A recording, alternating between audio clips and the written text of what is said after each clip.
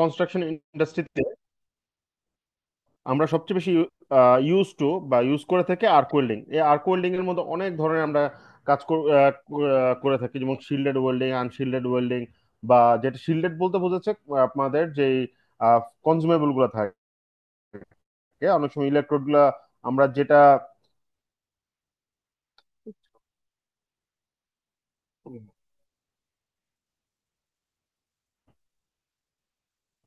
তো আমাদের আমাদের মোটামুটি ওয়েল্ডিং এর যেটা বলে একটা ফোকাস পয়েন্ট থাকবে, বা যেটা নিয়ে আমরা মোর কনসেন্ট্রেট থাকবো, সেটা হচ্ছে আর্ক ওয়েল্ডিংটাই। মোটামুটি এই আর্ক ওয়েল্ডিংটা আমরা আহ, সবচেয়ে বেশি কনস্ট্রাকশন ইন্ডাস্ট্রিতে এটা আমরা প্রসেস প্লান্ট বলি, স্ট্রাকচারাল ওয়েল্ডিং বলি, বা শিপইয়ার্ড বলি, যেখানে বলি আমাদের আর্ক ওয়েল্ডিং সাথে আমরা বেশি ইউজ হয়ে থাকি। আনলেস যদি আমরা ম্যানুফ্যাকচারিং প্লান্টে যাই, তখন আমাদের রেজিস্ট্যান্স ওয়েল্ডিং, ব্রেজিং, ফোর্জ ওয়েল্ডিং এবং কোথাও কোথাও গ্যাস ওয়েল্ডিংটাও কাজে লেগে থাকে। এটা ক্ষেত্র বিশেষে, বাট আমাদের মোস্ট ফোকাসের পয়েন্ট থাকবে এই আর্ক ওয়েল্ডিং পার্টটাই। তো আমরা যদি দেখি যে আর্ক ওয়েল্ডিং পার্টটাতে, আর্ক ওয়েল্ডিং এর মোটামুটি চারটা খুব কমন আমরা যেটার সাথে ইউজ টু, সেটা হচ্ছে এসএমএডাব্লিউ, জিটিএডাব্লিউ, জিএমএডাব্লিউ এবং এফসিএডাব্লিউ। এখন এখানে আমি কিভাবে এটাকে, কেন এটা একটা ব্রাঞ্চ, থ্রি ব্রাঞ্চের মধ্যে দেখিয়েছি, কারণ হচ্ছে যে এসএমএডাব্লিউ তে মোটামুটি আমরা স্টেনলেস স্টিল এবং স্টিল, যেটা কার্বন স্টিল বা এই টাইপের গুলোতে আমরা ওয়েল্ডিং এর জন্য এই প্রসেসটা প্রিফারেবল। এবং বলতে হলে যে কেন আমরা কি বলে যে ওয়েল্ডিং প্রসেসটা অ্যাকচুয়ালি আমরা কিভাবে সিলেক্ট করি, ওয়েল্ডিং প্রসেসটা আমরা সিলেক্ট করে অনেক সময় ম্যাটেরিয়াল, মোস্টলি ম্যাটেরিয়ালের উপর ডিপেন্ড করে। এবং অনেক ক্ষেত্রে দেখা গেছে প্রেসার ভেসেলের জন্য যদি যাই, প্রেসার ভেসেলের ক্ষেত্রে অনেক সময় অনেক ধরনের ওয়েল্ডিং বা ওয়েল্ডিং প্রসেস সেটা রেস্ট্রিক্টেড। তো আমাদের প্রেসার ভেসেলের জন্য মোটামুটি আমরা যদি দেখি, তাহলে আমাদের যারা প্রেসার ভেসেলের সাথে কাজ করেছে বা স্ট্যাটিক ইকুইপমেন্ট নিয়ে কাজ করেছে, আমরা দেখবো যে মোটামুটি জিএমএডাব্লিউ থেকে জিটিএডাব্লিউ বা এসএমএডাব্লিউ এই প্রসেসগুলোর সাথে খুব বেশি একটা ফ্যামিলিয়ার বা আমরা কাজ করে থাকি। কোথাও কোথাও এফসিএফ, ফ্লাক্স কোড আর কোল্ডিংও করে থাকি। তো মোটামুটি এই জন্যই আমি এই চারটাতে একটু ফোকাস করেছি। এবং আপনারা যদি দেখেন সবাই, তাহলে দেখবেন যে মোটামুটি আমাদের কোন কোন ম্যাটেরিয়ালের জন্য আমাদের কোন কোন ওয়েল্ডিং প্রসেস সবচেয়ে সুইটেবল। এবং অনেক ক্ষেত্রে দেখা গেছে, যদি আমি দেখে থাকি যে অনেক সময় থিকনেসের জন্য আমার এই ওয়েল্ডিং প্রসেসটা কম্প্যাটিবিলিটি কাজ করে থাকে। এক্সাম্পল, আমি যদি এখন কোনো 3 mm বা 4 mm এর 3 mm বা লেস দেন 3 mm কোনো প্লেট বা কোনো থিকনেসে কিছু ওয়েল্ডিং করে থাকে, ওই ক্ষেত্রে কিন্তু আমার জন্য এসএমএডাব্লিউ ওয়েল্ডিংটা, যেটা হচ্ছে শিল্ডেড মেটাল কার্ক ওয়েল্ডিং, কিন্তু অনেকটা সুইটেবল হবে না। কারণ দেখে, আমি যদি ওই থিকনেসে কোনো প্লেট বা কোনো মেটালের জয়েনিং করতে যাই বা ওয়েল্ডিং করতে যাই, সেক্ষেত্রে কিন্তু আমার প্যারেন্ট যে ম্যাটারটা থাকে সেটা কিন্তু বার্ন হয়ে যাওয়ার একটা প্রবাবিলিটি থাকে, পসিবিলিটি থাকে। যার জন্য ওই ক্ষেত্রে কিন্তু আমরা হয় এটাকে জিটিডব্লিউ এই প্রসেসটাতে করে থাকি। এবং জিটিডব্লিউ তে এবং আরেকটা সুবিধা হচ্ছে, এটা অনেক সময় দেখা গেছে যে খুব সেন্সিটিভ যে জায়গাগুলো থাকে বা খুব সফিস্টিকেটেড যে জায়গা, খুব ন্যারো পোর্শনের জায়গা, সেই ক্ষেত্রে আমরা জিটিডব্লিউটাকে ইউজ করে থাকি।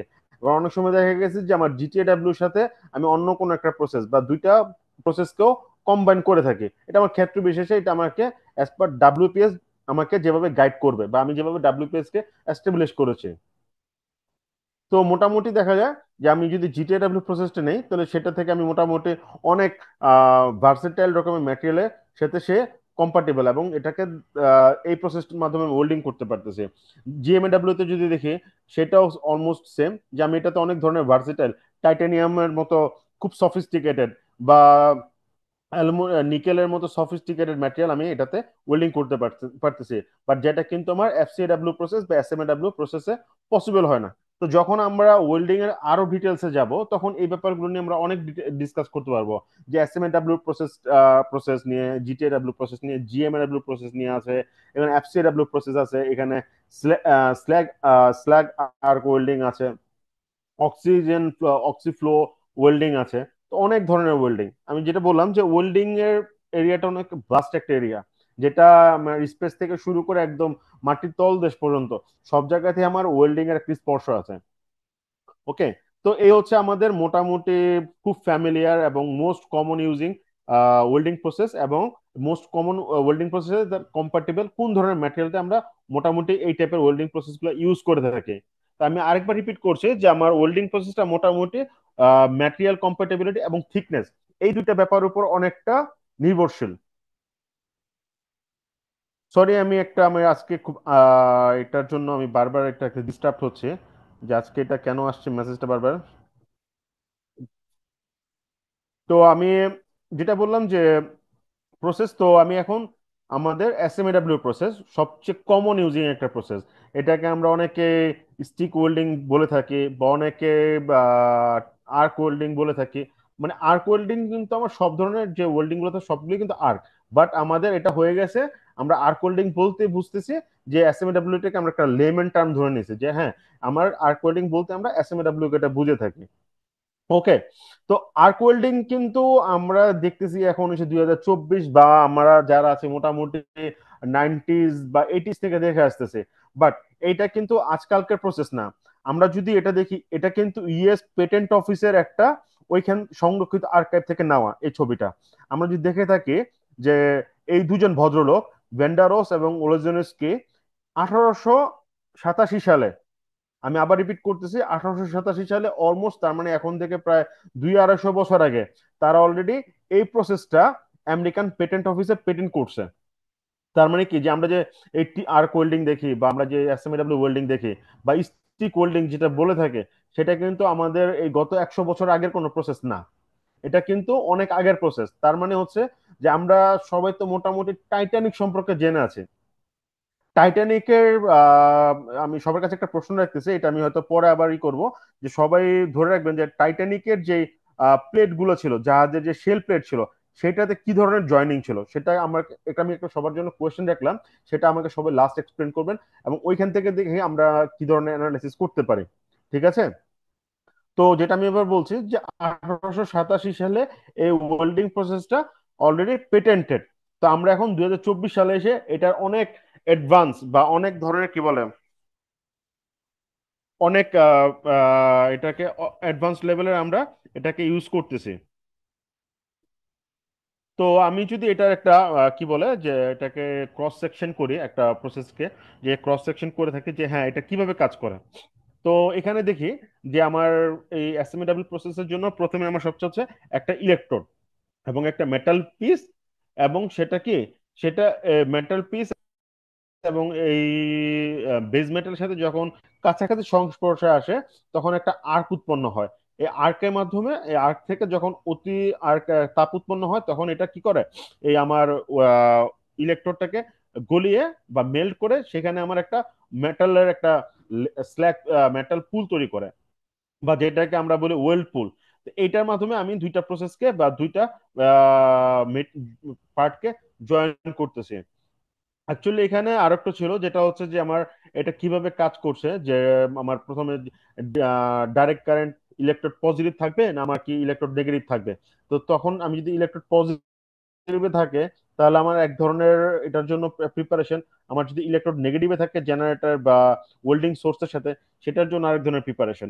বাট মূলত হচ্ছে যে আমার একটা, এটা থেকে একটা কানেকশন চলে যাবে আমার ওয়েল্ডিং সোর্সে, এবং আরেকটা সোর্স এখান থেকে চলে যাবে আমার ওয়েল্ডিং সোর্সে। তো যখন আমার এই সার্কিটটা কমপ্লিট হবে এবং দুইটা সার্কিটের মাঝখানে কাছাকাছি আসবে, আমরা দিকে থেকে, যে আমরা যখন কোনো একটা তার আরেকটা তারের মাঝখানে দুটো তারকে একসাথে বাড়ি দেই, একটা কিন্তু আর্ক উৎপন্ন হয়। সেম এই প্রিন্সিপালটা এই এইটার ক্ষেত্রে কাজে লাগানো হয়েছে। জাস্ট যেটা হচ্ছে যে আমি ওই আর্ক যখন উৎপন্ন করে এবং ওই স্পার্কটা উৎপন্ন করে, তখন এই স্পার্কটাকে কন্টিনিউ রাখার জন্য আমি সেটাকে কারেন্ট ফ্লো দিচ্ছি, এবং এই উৎপন্ন আর্ক থেকে বা উৎপন্ন স্পার্ক থেকে টেম্পারেচারকে কন্ট্রোল করে আমি আমার ইলেকট্রোডকে মেল্ট করে আমি একটা ওয়েল্ড পুলের মাধ্যমে ওয়েল্ডিং করে থাকি। এটা হচ্ছে আমার বেসিক্যালি এসএমএডব্লিউ মূল ফান্ডামেন্টাল। ওকে। তো এখন এসএমএডব্লিউ আমরা জন্য যেটা বলে থাকলাম ইলেকট্রোড, আমি বারবার বলতেছি ইলেকট্রোড ব্যাপারটা কি। তো আমরা যখন দেখে থাকি এই টাইপের কিছু আমরা ইলেকট্রোড দেখে থাকি, যেটা এক এক এ প্রান্ত থাকে ইলেকট্রোড হোল্ডারের সাথে, এবং অপর প্রান্ত যেটা এটা সম্মুখ পার্ট, সেটার সাথে আমরা এইটা এইখানে আর উৎপন্ন করে এটাকে ওয়েল্ডিং করে থাকি। তো আমরা যদি দেখি যে অনেক সময় এখানে লিখা থাকে E7018। তো E7018 এটা মানে কি বোঝাচ্ছে? তো তে যেটা বোঝাচ্ছে যে তে হচ্ছে এটা ইলেকট্রোড, এটার নমিনেশন, যে হ্যাঁ এটা ইলেকট্রোড, সেজন্য এটাকে দ্বারা বোঝানো হয়েছে।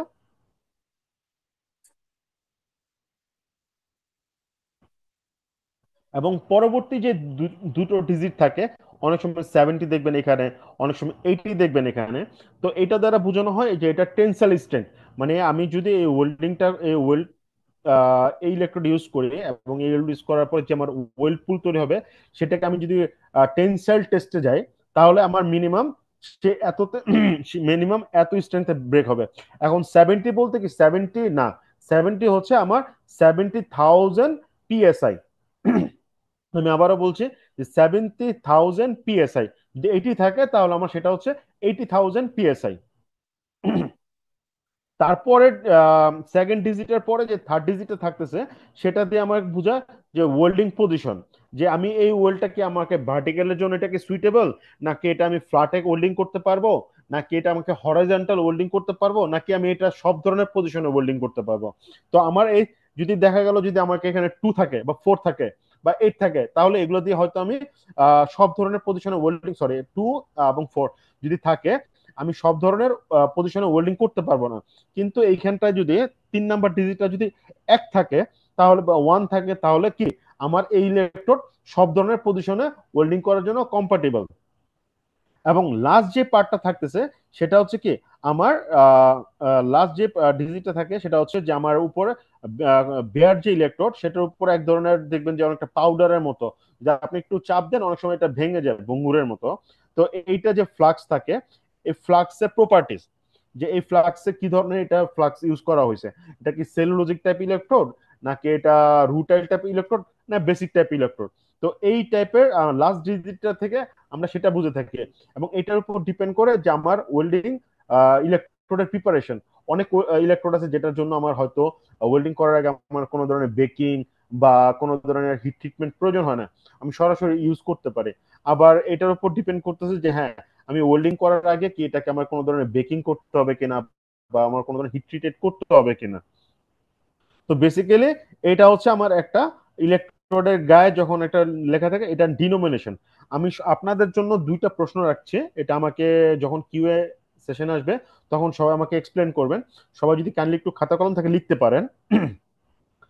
E8018C3H4R। আমি কি আরেকবার রিপিট করব?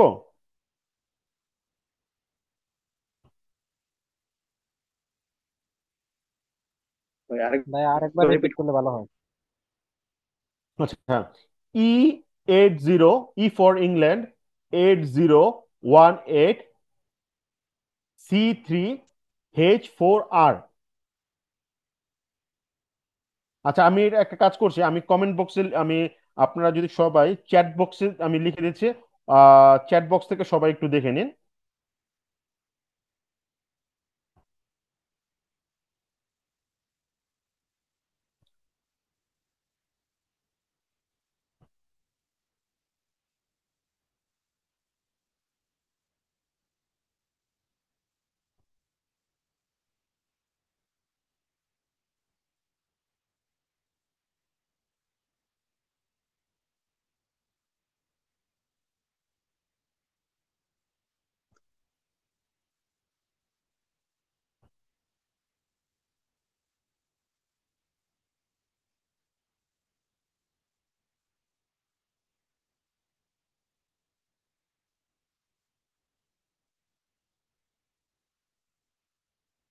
আমরা কি সবাই প্রশ্নগুলো দেখতে পেয়েছি?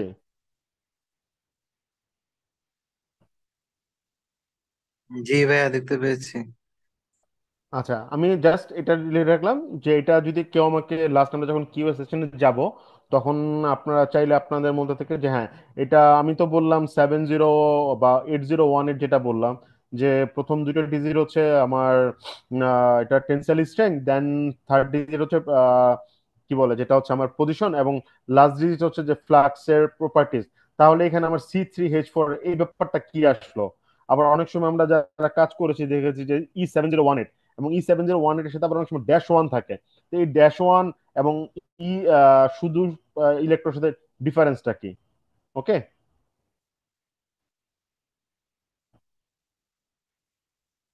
তো আমরা প্রসিড করি নেক্সট।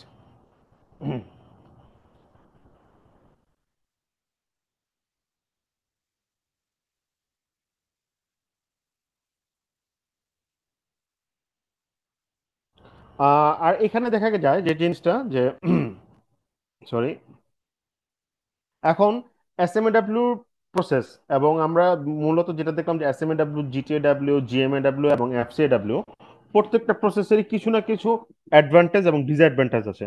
যেমন এসএমএডব্লিউ প্রসেসের অনেকগুলো অ্যাডভান্টেজ আছে। এটার প্রথম অ্যাডভান্টেজ হচ্ছে যে এইটার যতগুলো আমরা প্রসেস আমি বলেছি, জিটিএডব্লিউ, সরি, জিটিএডব্লিউ, জিএমএডব্লিউ, এফসিএডব্লিউ, যতগুলো প্রসেস বলেছি, যত মেশিন সেটআপ আছে, সবচেয়ে সিম্পল এবং বেসিক প্রিন্সিপাল যদি বুঝতে চাই, সেটা সবচেয়ে ইজি হচ্ছে এসএমএডব্লিউ প্রসেস। এবং এটার আরেকটা বেনিফিট হচ্ছে, যত ধরনের প্রসেস আছে সবচেয়ে ইনএক্সপেন্সিভ বা কম্পারেটিভলি লেস এক্সপেন্সিভ প্রসেস হচ্ছে এই এসএমএডব্লিউ প্রসেস। এবং এই এসএমএডব্লিউ প্রসেসের জন্য কিন্তু ওয়েল্ডারকে খুব বেশি দক্ষতা কিন্তু, বা স্কিল যেটা বলি আমরা, অন্যান্য প্রসেস গুলোতে একটা ওয়েল্ডারকে যতটা স্কিল প্রয়োজন, এসএমএডব্লিউ তে কিন্তু কম্পারেটিভলি তার থেকে লেস স্কিল হলো, কিন্তু একজন এসএমএডব্লিউ ওয়েল্ডার সে ওয়েল্ড করতে পারে, কোয়ালিটি ওয়েল্ড করতে পারে। এবং এটা হচ্ছে যে অনেক সময় আমরা রিমোট এরিয়াতে আমাদের ওয়েল্ডিং করার প্রয়োজন হয়।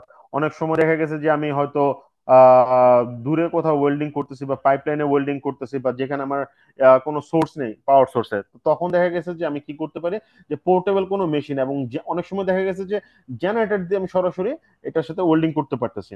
তো এই আমার কিন্তু একটা এসএমএডব্লিউ প্রসেসর কিন্তু অনেকগুলো অ্যাডভান্টেজ আছে, এবং একটা সবচেয়ে বড় ডিসঅ্যাডভান্টেজ হচ্ছে যেটা হচ্ছে যে স্লোয়ার প্রসেস।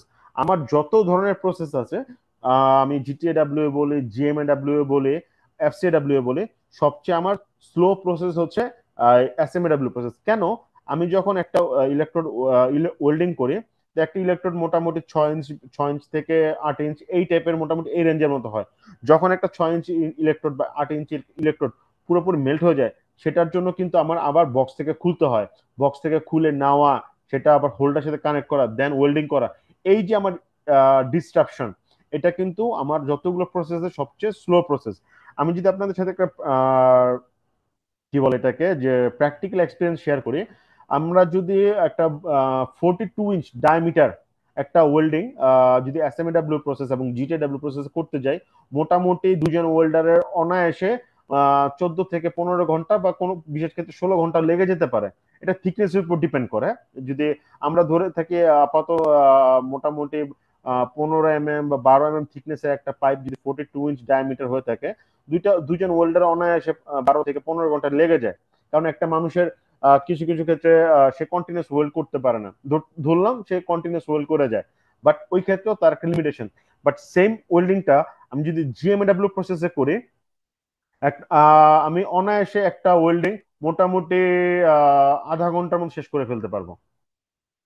তো এই ক্ষেত্রে আমি বলতেছি যে একটা অ্যাসেম্বলেবল প্রসেসটা প্র্যাকটিক্যালি অনেক অনেক একটা স্লো একটা প্রসেস, যদি কম্পারেটিভলি আমার অন্যান্য প্রসেস গুলো থেকে। আর আরেকটা হচ্ছে যে এটার আরেকটা সবচেয়ে বাজে ব্যাপার হচ্ছে এই সলিডিফাইড যে স্ল্যাগটা থাকে, এটা একটা বাজে একটা ব্যাপার। অনেক সময় আমরা পাইপিং এর ক্ষেত্রে বলি, বা অনেক সময় স্ট্রাকচারাল ওয়েল্ডিং এর ক্ষেত্রে, তো যখন আমরা একটা পাস শেষ করে যাই, অনেকটা স্ল্যাগ থেকে যায়। তো যদি জায়গাটা খুব অন্ধকারাচ্ছন্ন হয়ে থাকে, অনেক সময় ওয়েল্ডার দেখা গেছে যে স্ল্যাগ পরিষ্কার করতেছে, বাট পুরোপুরি যে স্ল্যাগটা সেটা হয়তো পরিষ্কার হয় না। তো দেখা গেছে অনেক সময় স্ল্যাগটা থেকে যায়।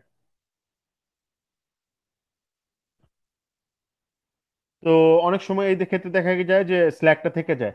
এখন এই যে স্ল্যাগটা থেকে যায়, এটা কখন যে ধরা পড়ে, যখন আমরা আরটি নেই, তখন দেখা গেছে যে হ্যাঁ, এটার মধ্যে স্ল্যাগ ইনক্লুশন রয়ে গেছে।